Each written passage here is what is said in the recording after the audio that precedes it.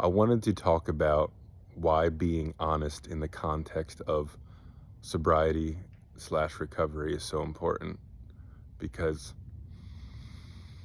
you cannot help anyone by being dishonest, and you cannot receive help by being dishonest.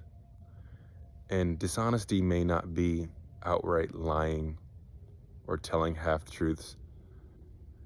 It may be that you have not done a quiet, peaceful, self-reflective moment in a while in which you are radically honest with yourself. And that's absolutely important, I think, to have that experience, not just once in your life, but several, and especially throughout the recovery process, to check in and really think and feel and know, who am I right now? What am I struggling with? What are the thoughts, things, beliefs, patterns, propensities that I'm struggling with? What do I need to tell somebody else? What hard truths do I need to swallow in order to move forward? And what I try to do when I help other men in sobriety is be radically honest about everything that I've experienced, done, haven't done, etc. Because that invites them to the dance, as my friend would say, a metaphorical dance. And in order to be a good dance partner, you need to take off your mask. You need to invite somebody to be, you need to be courageous, and that invites somebody to be courageous as well.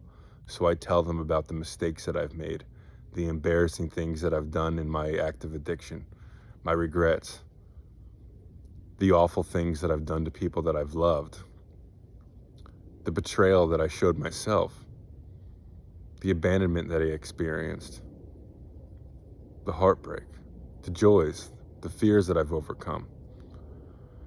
And when somebody sees you being radically honest, they internalize that and they think, well, he's free to be himself, so maybe I'm free to be me as well.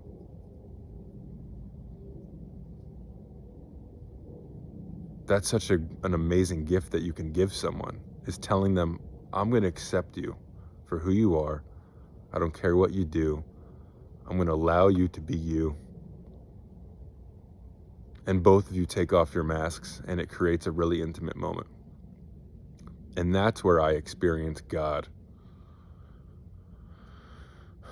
By taking off my mask, by being radically honest, I'm allowed to be Dylan, fully free, with all my defects, with all my triumphs, with all my failures.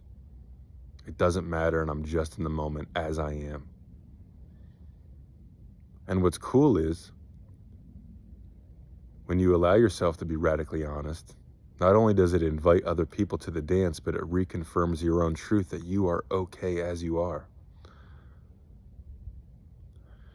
And that's one of the most healing qualities about helping other people in recovery, is when you're honest, you see them come alive. You invite them to be honest as well. And when people get honest and you have a clear insight into what's going on with them, you give that some love, and they're more likely to take some of your suggestions, some of your advice. The greatest thing that you can do for somebody is instill a solid sense of self-worth within them.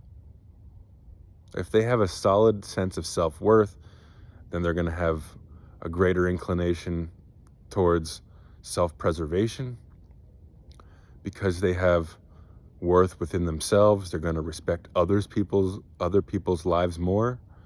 They're going to have more reverence for life.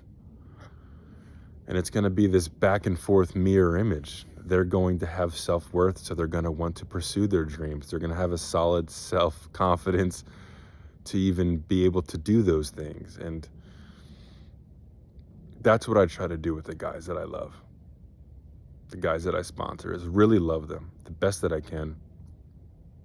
Because not only does it help them, but it helps me to feel alive. And that's why all the great modalities that look to help people recovering from drug and alcohol addiction prescribe a spiritual awakening, which in my definition is being fully human, fully alive, fully free, to be yourself in the moment. And you can't get there by lying. You can't get there by pretending to be a different version of who you are. You just have to be who you are. And what you are is the spiritual awakening. That's what you're looking for. In the words of Paul Hederman, what's looking is what you're looking for.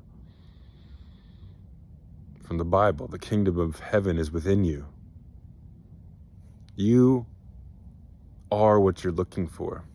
When you remove the pain, the trauma, the mental narratives, the insanity, and you settle, your own inherent being is the greatest gift that you can experience. And we're so out of touch with that. So I encourage all of you to be radically honest with yourself, with another person. It'll be healing for both of you. And that's my message for today. I love you guys. Take care. I'll see you.